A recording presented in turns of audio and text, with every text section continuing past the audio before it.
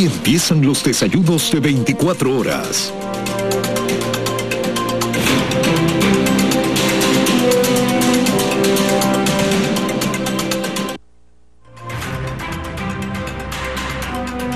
A esta hora saludamos a Carlos Pérez, ministro de Hidrocarburos. Buenos días, ministro. Bienvenido a nuestro programa. Buenos días. Tengo algunos temas que comentar con usted. Quisiera empezar por el tema del Yasuní. Sé que anoche se reunió usted con los yasunidos y llegaron algunas, conversaron algunos temas. Quisiera que usted me comente cuál es su posición frente a la posición que ellos tienen. Por ejemplo, de que en el bloque 86 y 87 sí hay poblaciones indígenas a las que hay que consultarles para poder aprobar esa exploración y explotación de petróleo allí. ¿Qué les contestó? Buenos días, Janet, y buenos días a su audiencia. Sí, efectivamente, anoche, luego de volver de Manta, nos reunimos hasta tarde en la noche, pasada la medianoche, y le dedicamos más de 2 horas a conversar con las mujeres amazónicas y con el grupo de Yasunidos en el despacho. El pedido de ellos es la suspensión de los proyectos como los del suroriente que el país tiene planificado sacar a licitación. Lo que yo les comenté efectivamente es que vamos a analizar la solicitud. Básicamente la solicitud de ellos es cero petróleo, cero minería y cero generación eléctrica con proyectos hidroeléctricos. Tenemos que hacer un muy buen análisis porque obviamente no podemos cerrar la llave y apagar la luz y seguir adelante. Hay obligaciones con el país, hay obligaciones con más de 16 millones de ciudadanos y el gobierno nacional tiene que mirar a todo su entorno, a todo el país para tomar este tipo de decisiones. Ahora, ministro, ese es el problema de que durante los últimos años nos vendieron humo y ahorita hay que ver qué se hace con ese humo para ver cómo se le responde a la población, porque se trata de personas, seres humanos que viven en esos sectores, que viven en las áreas en donde se va a explotar. Estamos hablando en el campo Ispingo de pueblos no contactados. Podemos producir un genocidio allí si hay un enfrentamiento entre los no contactados y las personas que hacen la explotación de petróleo o el ejército o yo no sé. Entonces tenemos normas. Tenemos una constitución que los protege y los defiende. Tenemos unas normas que dicen y obligan al Estado ecuatoriano a consultar a los pueblos que viven en esas zonas para ver si quieren o no quieren que se exploten los minerales que existen, en este caso en la Amazonía ecuatoriana. ¿Qué hacemos ahí? A ver, como usted conoce, existe una zona intangible en el Parque Yasuní, la cual ha sido delimitada. Son casi 1 millón de hectáreas que están definidas para justamente proteger los pueblos indígenas, los pueblos no contactados. Esa zona intangible es una zona donde no podemos entrar, está totalmente prohibido el ingreso y realización de cualquier tipo de actividades. En base a la pregunta número 7 de la consulta popular, se dispone inclusive el incremento de al menos 50.000 hectáreas adicionales. El señor presidente está pronto a firmar un decreto en donde nosotros estamos dedicando áreas adicionales que están en torno a 59.000 hectáreas adicionales a las que hoy ya son zona intangible. Adicionalmente a esto, la pregunta pedía la reducción de la zona de intervención. Había la Asamblea autorizado a través del decreto de necesidad nacional una reducción del área de 1.000 hectáreas de intervención a 300. Eso es otra cosa que vamos a cumplir y está incluido en el decreto que el señor presidente va a firmar. Entonces estamos haciendo ese tipo de actividades en respuesta a lo que la ciudadanía se pronunció. Pero, ¿qué hacemos con Ispingo? Ispingo está en la zona intangible, tiene pueblos no contactados. Ahí hay un conflicto. A ver, respecto de pueblos no contactados, el Ministerio de Justicia es quien maneja esto. Y de los informes que nosotros hemos recibido del Ministerio de Justicia, no existen pueblos no contactados en la zona. Eso habrá que verificar y periódicamente estamos verificando. Justamente el Ministerio de Justicia ha iniciado una nueva evaluación porque los pueblos no contactados son pueblos nómadas que se mueven en el área y tenemos que periódicamente verificar que no estén ahí. El campo Ispingo efectivamente va desde la zona fuera de la zona de amortiguamiento, incluye la zona de amortiguamiento y una parte de Ispingo también está en la zona intangible. Obviamente estamos muy conscientes de que nosotros no podemos operar en la zona intangible. La zona de amortiguamiento bajo ciertos parámetros permite la intervención. Esa es la zona de amortiguamiento. Repito, hay que tener muy claro cuáles son las diferentes zonas. Ahí los parámetros son mucho más estrictos si es que se va a hacer intervención. Y hay ciertas actividades, inclusive, que no están permitidas en la zona de transición, entonces, o de amortiguamiento. Entonces, todas esas cosas nosotros tenemos que respetar. Y lo que hacemos es, que hace más de 6 meses, hemos solicitado una licencia para, con todos los protocolos, hacer esa actividad ahí, y eso está en manos del Ministerio de Ambiente, quien es el rector para este tipo de autorizaciones. Y la consulta previa, ministro, bloque 86 y 87, ahí hay quichuas, ibias y záparas. ¿No les tiene que consultar primero antes de entrar? Se hizo ya una consulta previa en el gobierno anterior de todas esas zonas, eso se ejecutó a su debido tiempo. Existe preocupación de los pueblos que viven en esas zonas que no fue hecha adecuadamente. Lo que a nosotros nos toca es probablemente hacer una nueva, un alcance a la consulta que ya se hizo para recibir la retroalimentación de los pueblos de ahí. Entonces, todo esto está avanzando. No es algo que se va a hacer inmediatamente, pero al final de cuentas, lo que yo les dije anoche, tanto a las mujeres amazónicas como al Grupo Yas Unidos, es que el documento que ellos me han dejado se discutirá con el señor presidente de la República, con los otros ministros involucrados, que es Finanzas, Ambiente, Justicia, Política, etcétera, y obviamente el Ministerio de Energía y Recursos Naturales No Renovables, y en base a todos los...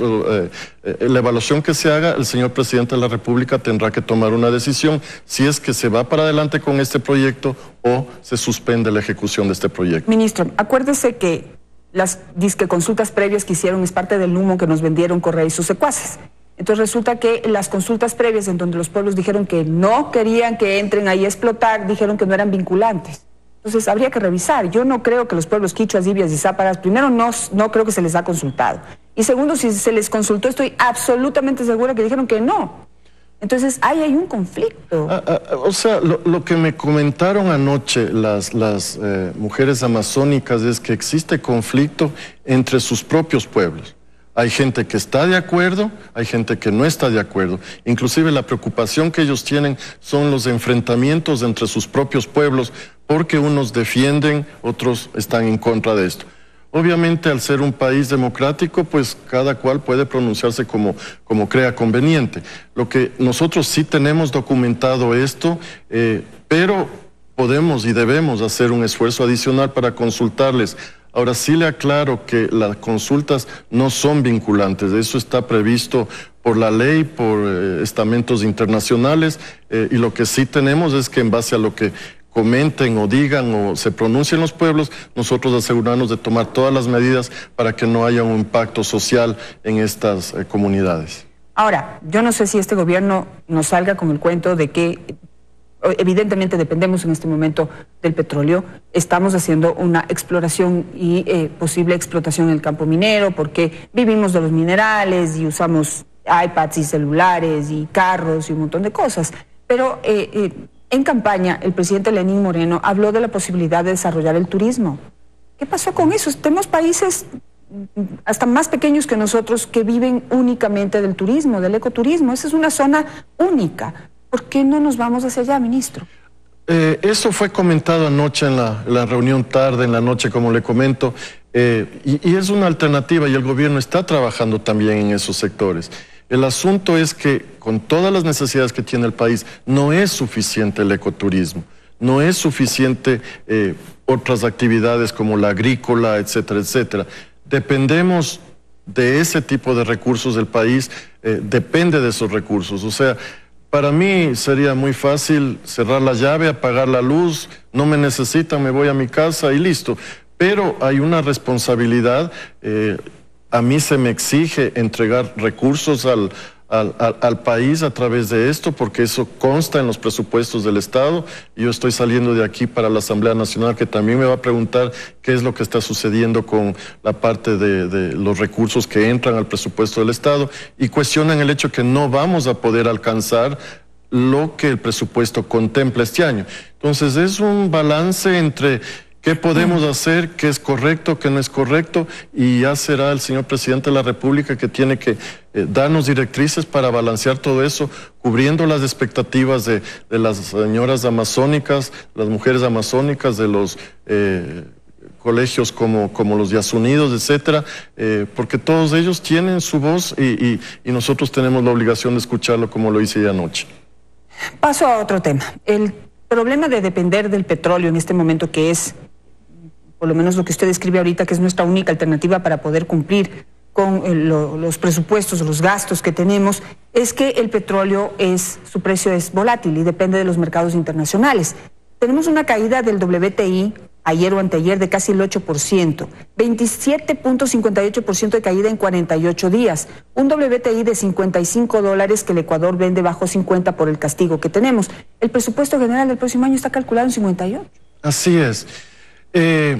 Mire, los años anteriores, el año anterior, el presupuesto se calculó en alrededor de $45 y tuvimos un exceso porque el petróleo se mantuvo en valores mayores.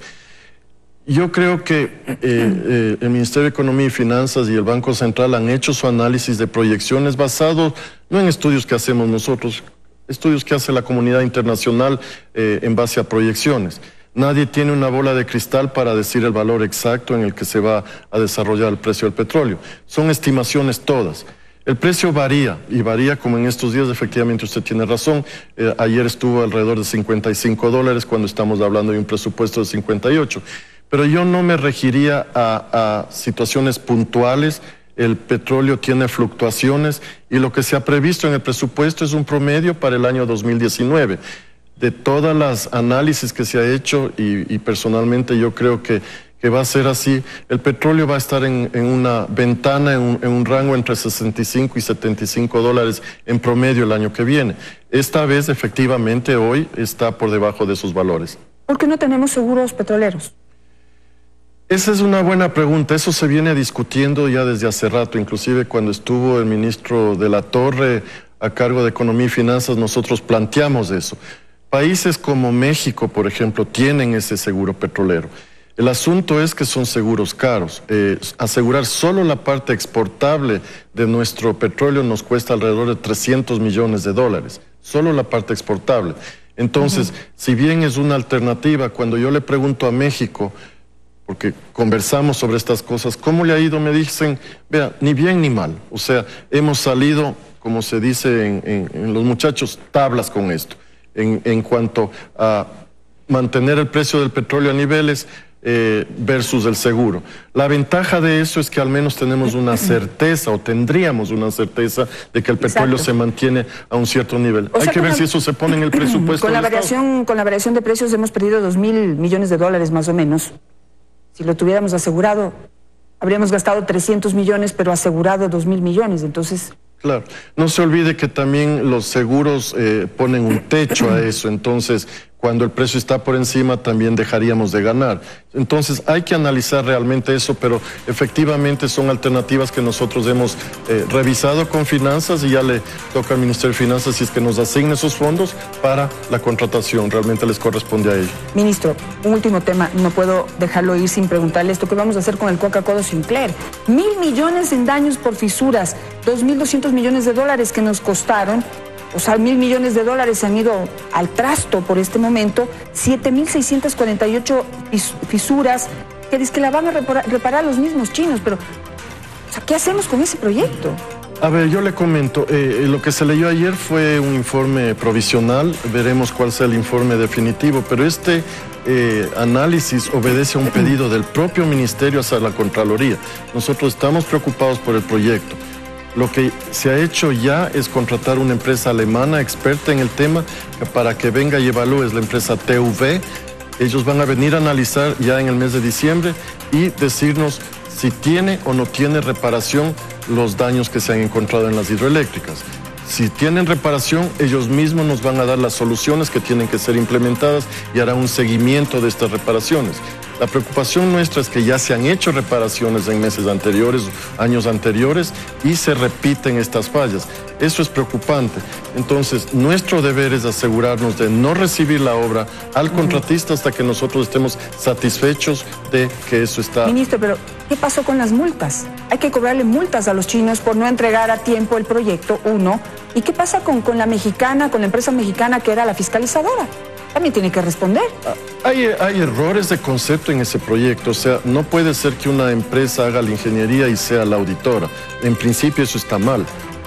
Lamentablemente así sucedió y eso es una herencia que nosotros tenemos. Lo que estamos exigiendo ahora es que nos den una garantía de 10 años. Estamos ya en la discusión de los términos de esas garantías para proteger el proyecto y asegurarnos de que no tengamos problemas en el futuro. Me quedo con eso, ministro. Muchísimas gracias por estar esta mañana con nosotros. Al regresar del corte nos acompañará César Litardo, asambleísta de Alianza País.